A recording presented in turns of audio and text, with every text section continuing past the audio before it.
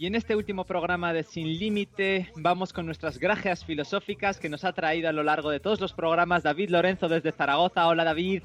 Hola, ¿qué tal, Ahmed? Pues muy bien, qué pena tener que cerrar estas píldoras de reflexión, pero bueno, va para largo y queremos cerrarlo con un tema que es bastante de actualidad. Estamos hablando de el teletrabajo. Así es. Bueno, es el tema, yo creo, clave, ¿no?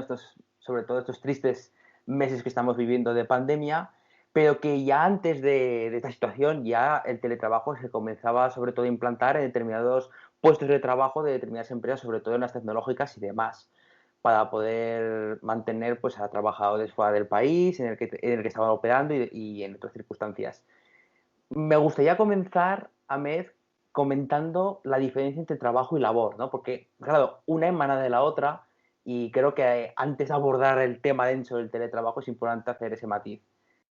Realmente el trabajo es una consecuencia de la labor. ¿Y qué se puede entender por labor? Como aquellas acciones, aquellas interacciones que como los seres humanos necesitamos realizar a lo largo de nuestra vida, no necesariamente para obtener un fin, o sea, un rédito económico, un fin me refiero económico y social, ¿no? Sino simplemente porque se necesitan. O sea, por ejemplo, lavar la ropa es una labor, ¿no? Necesitas tenerla lavada. Trasladar un tronco es una labor.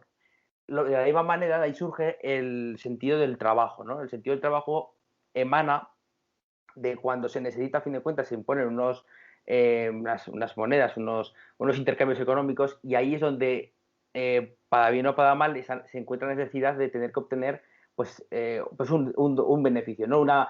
Una valoración por parte de Digamos los que de demás. esas labores también surgen pues los trabajos como tú has dictado, porque al fin y al cabo, dentro de esas labores que se realizaban, hacérselo, por ejemplo, a otros se Exactamente. convierte en trabajo. Al final no es una labor personal, sino es una cosa de trabajar para alguien o para algo.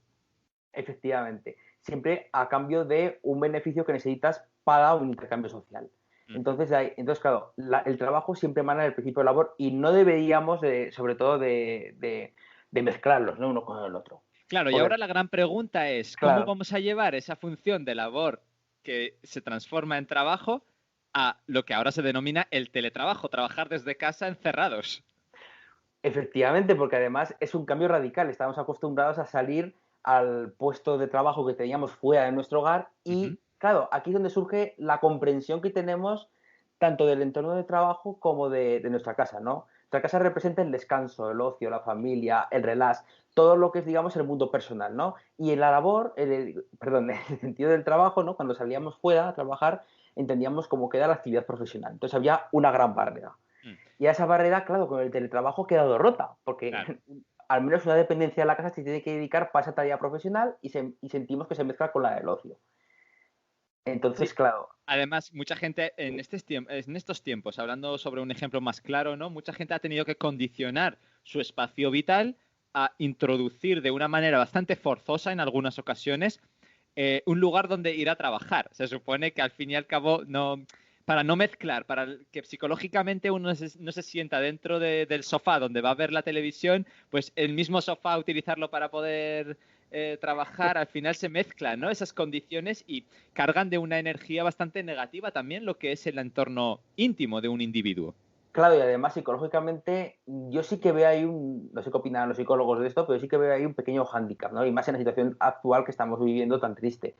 Si encima no somos capaces de dividir lo que es nuestra dimensión de ocio, de descanso, de familia, con la situación laboral, ¿no? Que de alguna manera se ha intrometido de lleno en esa concepción separada que había hablado antes, que teníamos muy clara, pues claro, a fin de cuentas se puede dar la sensación de estar permanentemente ajetreados por el trabajo, de no saber dónde comienza nuestra vida familiar, cuáles son los límites, ¿no? Porque, por ejemplo, ocurren muchos compañeros que están trabajando de esta manera a distancia, pues claro, tienen niños y a veces pues los niños pues entran en la habitación en la que están acostumbrados pues a entrar, ¿no? Aparte de la casa, ya se ha convertido en una especie de oficina. Claro.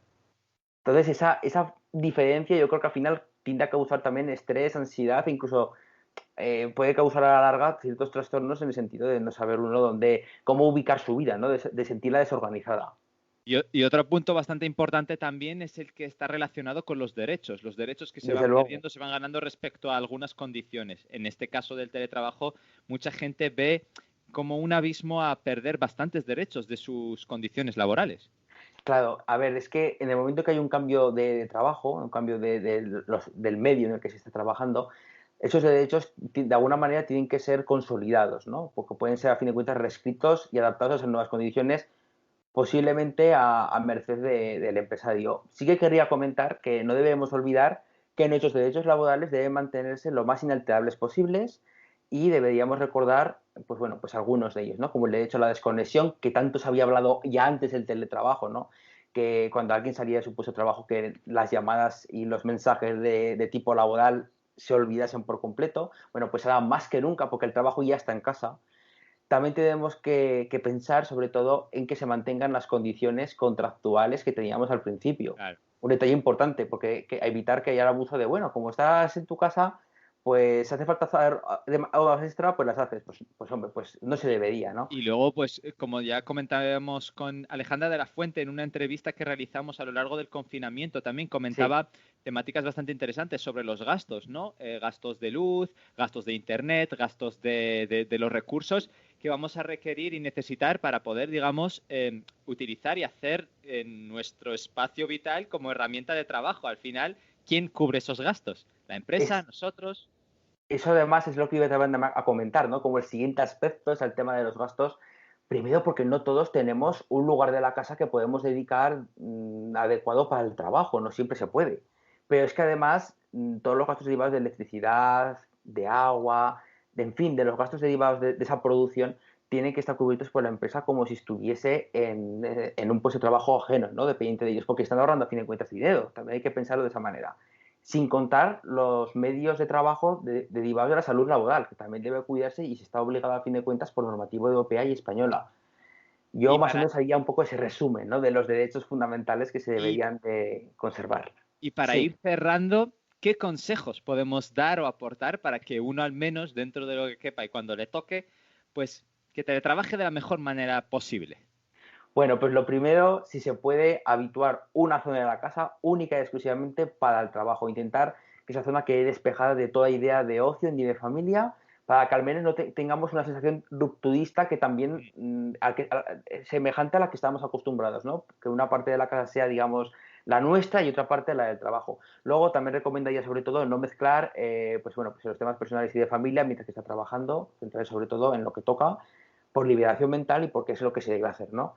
Y bueno, yo también querría comentar sobre todo el tema de no estresarse en estos momentos, sobre todo tan caóticos y tratar Tan de... convulsos, ¿no? Al final uno que está que no sabe qué puede ocurrir mañana y esa incertidumbre constante, pues genera también, pues la incertidumbre Estrés, interna también, el estrés, también de claro. no saber cómo responder a todas esas condiciones. Hoy me mandan a teletrabajar, mañana no, cómo va a ser mi día a día, cómo se va a transformar. Esa transformación también cuesta. Somos seres humanos y los seres humanos nos cuesta, ¿no? Salir un poquito de nuestros rincones de comodidad. Y romper la costumbre, efectivamente. Entonces, sobre todo mucha relajación, intentar tomarnos el día a día según va viniendo y bueno, ese serían un poco mi pequeño cóctel de consejos, ¿no? Para la situación de teletrabajo que se ha impuesto ahora. Pues ha sido un verdadero placer a lo largo de todos estos días reflexionar sobre las condiciones tecnológicas, nuestro espacio vital, nuestro planeta. Hemos viajado, hemos vuelto y al final hablar sobre el teletrabajo, que también es muy importante para la mayoría de nuestros oyentes seguramente. Y te agradecemos estas reflexiones en estas gracias filosóficas y ojalá muy pronto en Afkar más contenidos de este calibre. La gratitud es mía, Mez, y sobre todo para todos los oyentes que han estado semana tras semana escuchándonos. Gracias de todo corazón por apostar por nosotros, por apostar por nuestras gracias filosóficas y bueno, pues por estar dedicándonos un ratito para escucharnos, que es lo más bonito, ¿no? Que se puede recibir ese trabajo, ese elogio del oyente. Sin duda, lo dejamos ahí. Muchísimas gracias, David. Un fuerte abrazo. Un fuerte abrazo.